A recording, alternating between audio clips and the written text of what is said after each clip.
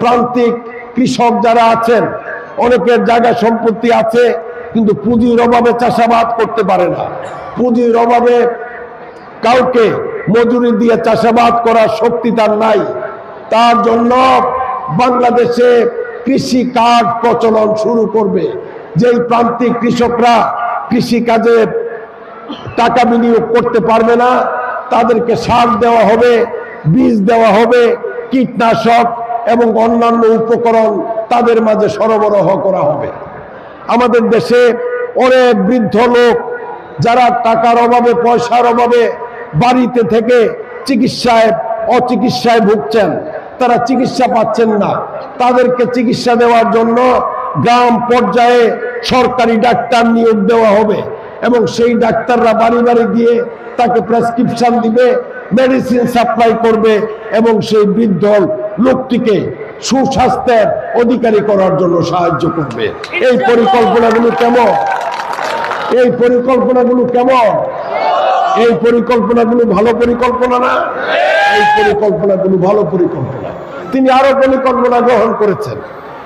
আমাদের দেশে 18 থেকে 35 বছর পর্যন্ত বয়স্ক যুবকের সংখ্যা কোটি কোটি।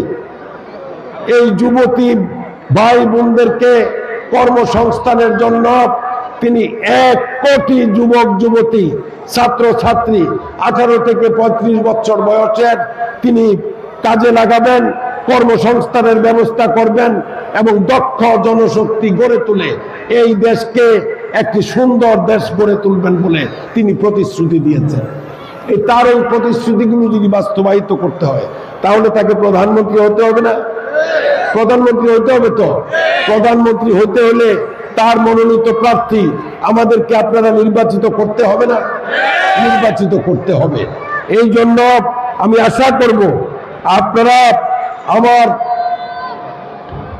আমার ভাইরা যারা আমাকে এতবার নির্বাচিত করে পরীক্ষা করেছেন যে আমি আপনাদের পরম বন্ধু, আমি আশা করি এইবারের নির্বাচনেও আপনারা আমাকে বিজয়ী করবেন ইনশাআল্লাহ।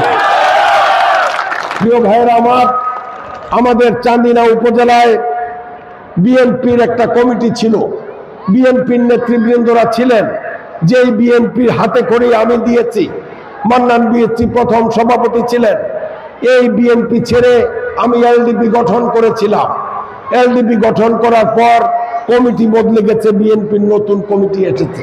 কিন্তু 2009 সনে ম্যাডাম খালেদা জিয়া যখন শেখ হাসিনার একটি সিদ্ধান্তের বিরুদ্ধে আন্দোলন করার, সংগ্রাম করার ডাক দেওয়ার জন্য ইঞ্জিনিয়ারিং ইনস্টিটিউটের সামনে অমরণ অনশন করলেন, তখন এই দলের পক্ষ থেকে আমি ম্যাডাম খালেদা জিয়াকে পুষ্পস্তবক দিয়ে তার সাথে একাত্মতা ঘোষণা করে আবার দেশনেত্রী বেগম খালেদা জিয়ার সাথে একাত্মতা ঘোষণা করি।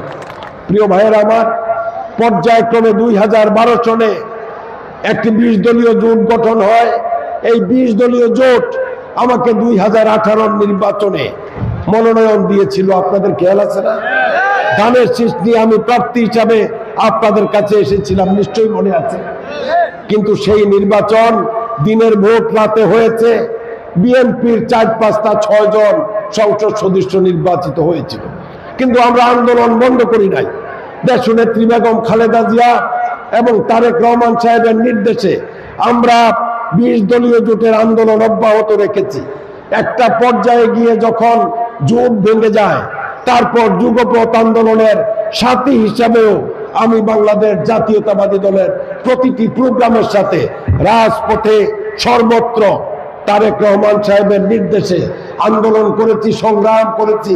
এই আন্দোলন সংগ্রাম করতে গিয়ে বহুবার কারাবরণ করেছি। আপনারা জানেন, চান্দিনার মানুষ তথা বাংলাদেশের মানুষ জানে, আমার নিজের প্রতিষ্ঠিত কলেজ রেদওয়ান আহমেদ কলেজে নবীনবরণে যাব, আমার উপর সেই সময় আমাকে হত্যার জন্য অনেকে সশস্ত্র আক্রমণ চালিয়েছিলেন। কোস্টেরা লাডু বল্লম নিয়ে আমাকে মারার জন্য আক্রমণ করেছিলেন। কিন্তু আল্লাহর অশেষ রহমত, আমার লাইসেন্স করা পিস্তল আমার কোমরে ছিল। আমি 2টি গুলি করে তারপরে প্রাণ রক্ষা করতে সক্ষম হয়েছি। এবং আমার এই সাহসিকতা সারা জাতিকে কাঁপিয়ে দিয়েছে। বাংলাদেশের প্রত্যেকটি বিরোধী রাজনৈতিক দলের নেতা কর্মীরা সেদিন সোচ্চার হয়েছে যে একটা ব্যক্তি যদি তার লাইসেন্স করা পিস্তল দিয়ে আওয়ামী সন্ত্রাসীদের হাত থেকে মুক্ত পাওয়ার জন্য গুলি করতে পারে, তাহলে আমরা এতগুলো বিরোধী রাজনৈতিক সংগঠন কেন ঐক্যবদ্ধভাবে স্বৈরাচারের পতন ঘটাতে পারবো না? তারপরে আন্দোলন শুরু হলো, সংগ্রাম শুরু হলো।